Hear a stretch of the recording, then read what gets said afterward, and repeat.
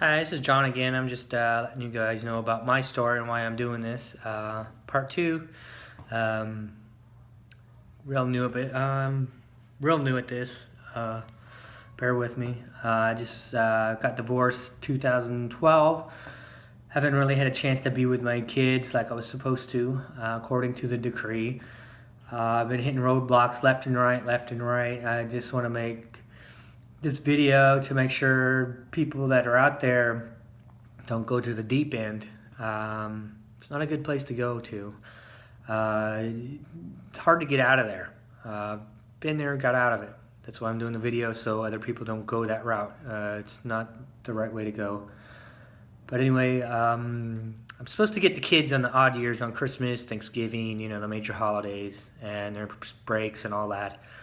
Haven't been able to do that because her boyfriend doesn't allow her to. So I'm like, why is he even involved with this? It's between her and me, not him, me and her, or however it goes. But he has a huge influence on it. He's like playing all the strings. They sent me a text saying that they played me like a chess from the start. I do have the text for that. Um, don't know if I'm supposed to show all that crap or not since we're still going through this stuff. But my divorce decree is right here.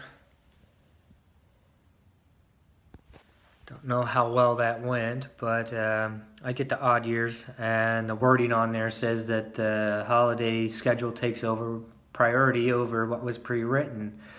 I was detained, I believe unlawfully, for having my kid on the holidays, my children on the holidays like I was supposed to. It was Thanksgiving Eve. Had my daughter, Elizabeth. My other daughter was already at home. I didn't want to cause any conflict going to my ex-wife and her boyfriend's place to pick up her. I got my daughter, Elizabeth, from school 5-10 minutes before they were let out. They had half day. So I picked her up. We went to the movies, got her pajamas. Wanted her, she said she wanted. I asked her if she wanted to stay the night. She said yeah. That didn't happen. They had 6 police officers pull up in Phoenix, pick me up, put me in the car, handcuffed me, freaked me out. I was crying. I'm not ashamed to cry. You're supposed to cry when you're upset like that. I was never arrested ever. 46 this year. My daughter was crying. That made me cry. Now, since Christmas came around, they're all saying that she said no, but if she did, I could understand why, because why would she want her dad to go through that again? When her mother lied saying that I kidnapped the kids, and I had my divorce papers with me saying that on the holiday schedule here's what it says exactly. During summer months or school breaks that last longer than 4 days, the minor children will be in the care of father. First half of school breaks. Well, she put in start 2 days after school, out for summer.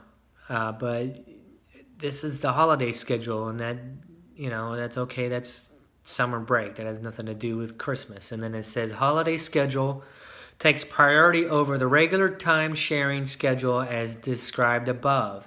Check the boxes that apply and indicate the years of the holiday access parenting time schedule. I get all the odd years: New Year's Eve, New Year's Day, spring vacation, Easter, 4th of July, Halloween.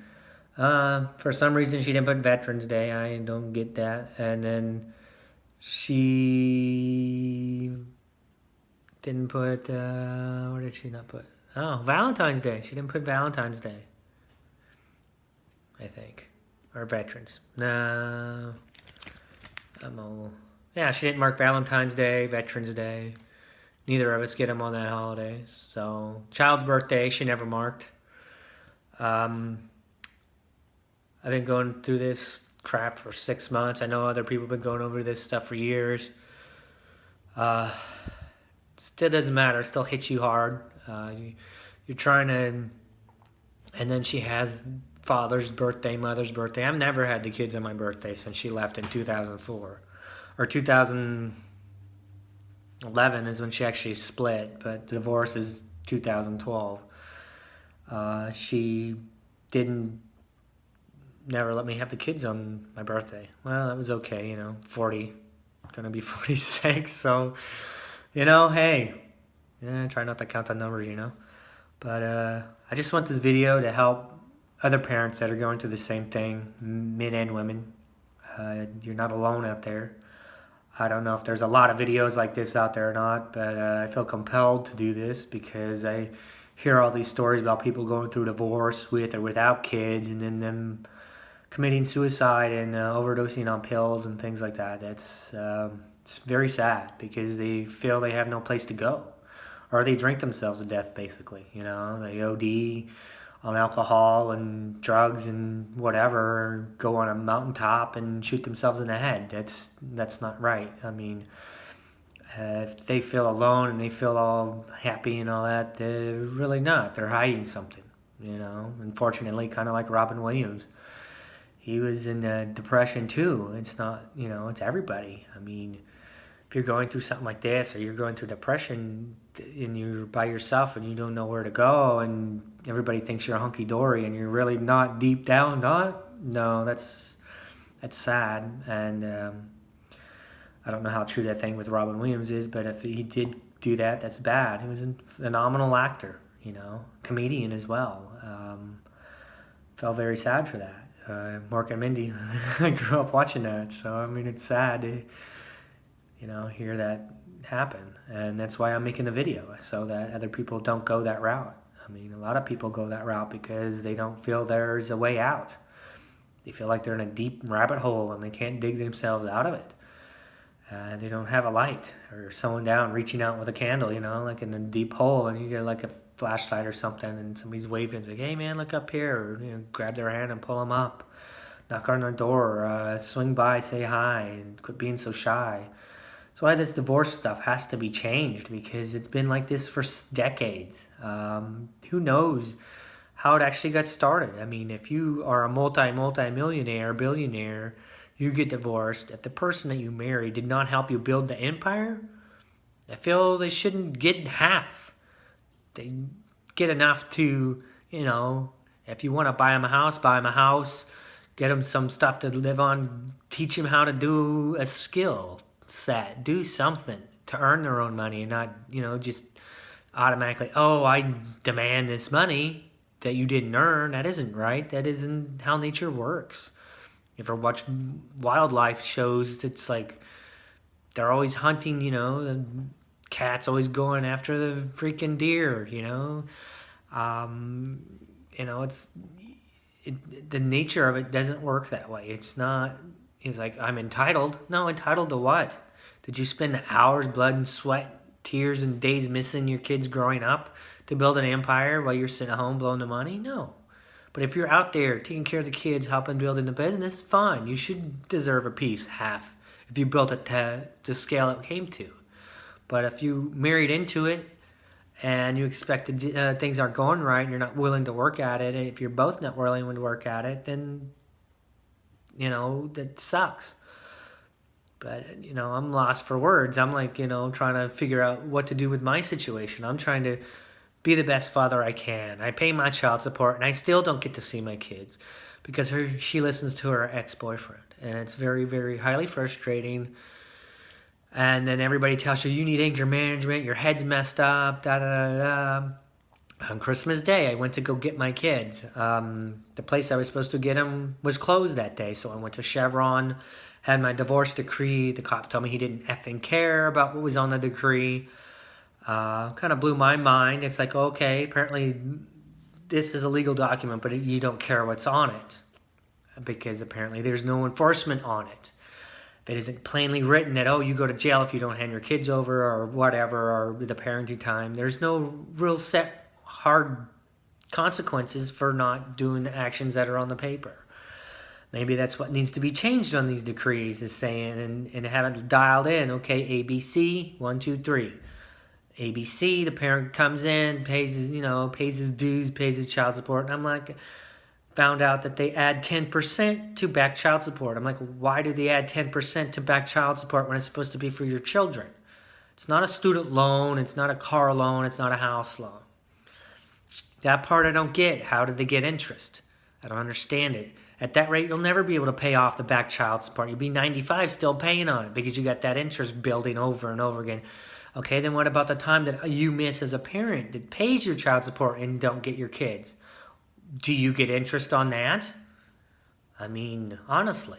I'm trying not to get all angry here, but I want to make sure you can hear me on the phone. I don't know how loud it is. I'm just going to post it. You guys tell me how it went. If you want any more updates, let me know. I'll put them out there anyway. But we really need to band together and make this divorce decree crap work better, especially for the children and for the parents that are going through this hell. I mean, it's both kids and parents going through hell. They're trying to do their best to cope with it, and some parents cope better than others. But if the other parent wasn't such a jerk with what they're doing or listening to the other party that they're so-called in love with starts doing this kind of stuff, then there has to be consequences for this action that's being done to the kid's mental state.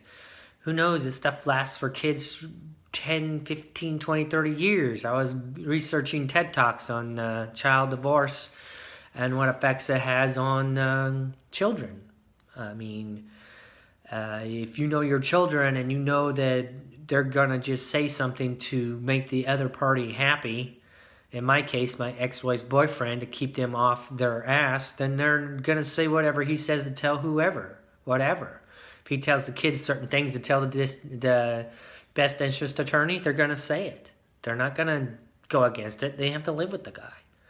And if the best interest attorney can't see around that and believe everything that's being said and not do her own research, well, then maybe she should not be a best interest attorney for the kids, or go to a psychology class to figure it out. And instead of blaming the other, like me being blamed for being loud on the phone when you're upset. If you're being played, of course you're going to be upset. It's only natural. You're the father trying to defend your children. If you feel tied to a chair and somebody's beating you with a gun and you can't get loose, that's how it feels. It feels like you're tied up and somebody's beating the crap out of you and you can't do anything. And you're over there watching your kids mentally cry. It's like you're struggling to do something, but the law prohibits you to do anything. I mean, there's no consequence for the custodial parent in this case. I don't know how she became the custodial parent when we both have 50-50 with the kids. Just because they live with her, but we still have joint. I don't understand that. But I'm just trying to be with my kids. They're 14 and 15. It's a hard age for boys and girls. And I'm just trying to help them out. And other parents that are going through the same thing, that feel there's nothing there for them. I don't know. I'm getting lost for words here. I'm don't want to cry. Maybe I should. I don't know. Let out the feelings, But it's very hard. You get callous after a while. You don't even want to cry anymore. And I don't want to be that type of father that's like, F it. My kids are, ex-wife's not letting them see me. You can't have that attitude. You have to always think there's got to be a better way. There has to be. And that's why I'm making the video, is so that we can all band together and make this divorce crap better for the kids. It's about the kids. It's not about us. We screwed things up when we're young. We get married. We don't know what the hell we're doing.